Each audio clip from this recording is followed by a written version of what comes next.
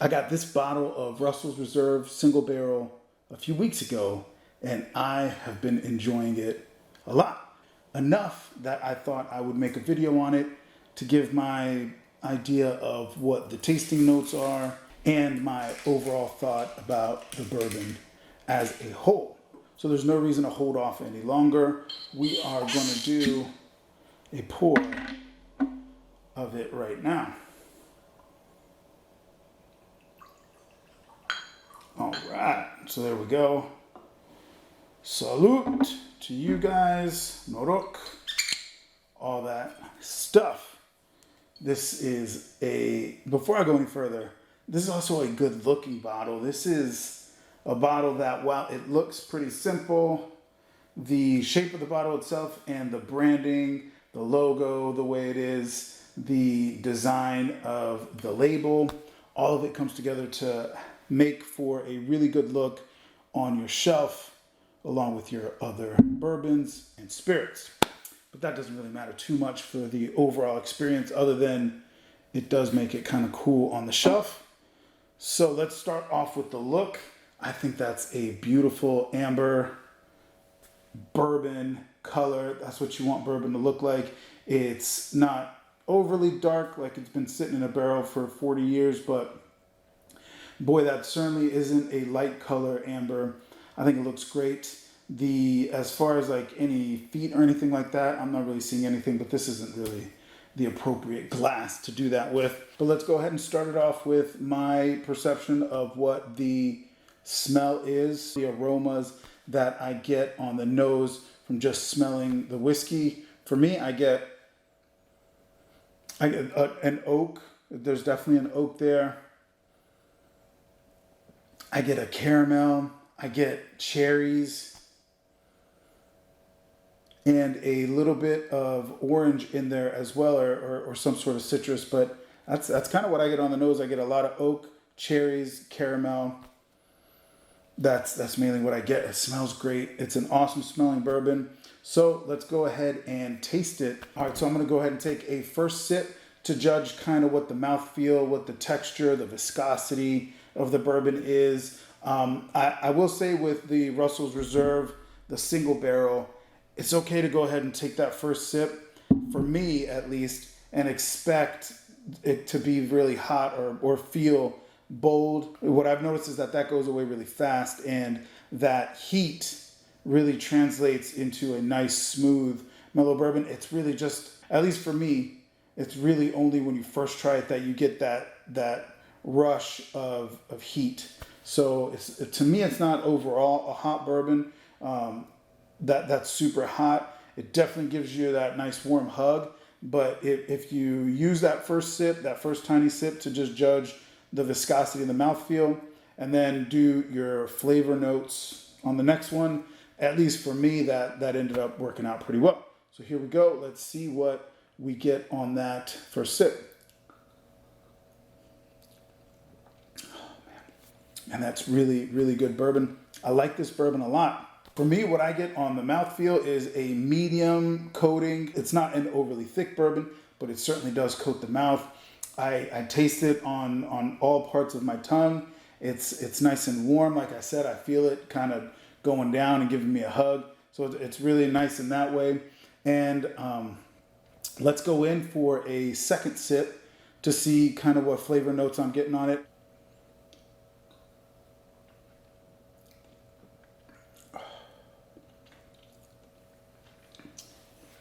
It's good bourbon. For me, the first thing I notice is that there's a butteriness.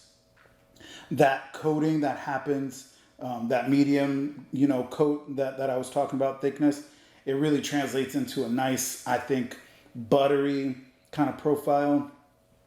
I'm tasting that fruitiness, that dry cocoa. I'm getting an oak.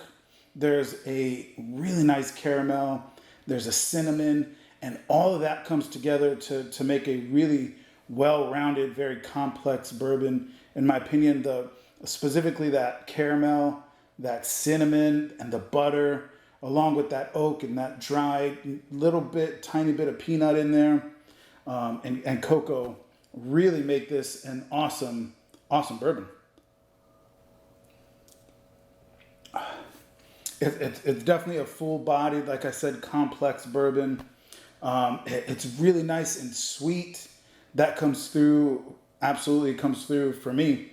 And overall, this is an outstanding bourbon that I feel like I could enjoy on any night. For me, you can definitely feel the 110 proof, like I was talking about in the beginning, but it's not overly hot. It really helps to round out that complex flavor profile that I was talking about. It really gives you a nice warm hug. You feel the warmth. It's really nice and sweet. So it all kind of comes together to create a really nice experience. Somebody just asked me to give one sentence on the Russell's Reserve single barrel, is that I would say it's a smooth, complex, buttery bourbon. Just like you would expect out of the Wild Turkey Distillery. It's almost like you're having a pie on Thanksgiving. This does not disappoint from that perspective. So that's where I'm with it. Overall, this is an awesome bourbon. I really wanted to do a video on it because of how much of a fan I've become of it in the last few weeks. The last two things, I'll take one more sip before I jump into the last two things. But the last two things I wanted to talk about were, first of all, I've noticed that folks are calling this single barrel, the Russell's Reserve single barrel, SIB, uppercase S, lowercase I, uppercase B. To me, I know that we've got BIB, bottled in bond, but what's the story on calling this SIB? Because to me, it would make sense if we called it SB. So if someone could let me in, I couldn't find anything when I searched it, but if somebody could let me in on that secret club of why we're calling it SIB, I genuinely want to know. And the other thing that I wanted to address was, for me personally, this is attainable. It was at my local shop. I can get it. The price is a little bit higher, but the reason I got it is because I was so excited about Russell's Reserve 13. So I don't want to say it was a consolation, but in a lot of ways it was a consolation to not being able to get a Russell's Reserve 13. I've been in Washington, D.C., and I've seen a Russell's Reserve 13, but it was $800. And I think that a lot of the stores in D.C. kind of have that Russell's Reserve 13 for crazy prices. So I'm still going to say that it's not really attainable for me because I haven't seen it locally. How about you guys? To me, it's not a consolation because it's an awesome bourbon, but I sure do wish that I could get my hands on a Russell's Reserve 13 because of how good this stuff is. So next, I'm going to try the Russell's Reserve, I think it's the 10-year. And maybe if I do a video on it, I can do a comparison of the Wild Turkey against both of these. I will say for the price, this is delicious. But I'd pick Wild Turkey Rare Breed. I'm sorry, did I say Rare Breed earlier? Wild Turkey Rare Breed against this and maybe the 10-year. I'd pick Wild Turkey over the single barrel, not because the single barrel is not maybe more complex and a little bit of a fuller body, but because I kind of like Rare Breed more, and for the money, it's way more worth it. So that's my little wrap up. Thanks for watching. If you enjoyed the video, give it a thumbs up. Subscribe to the channel. I've got more content on the way. And I'll catch you next time. Thanks.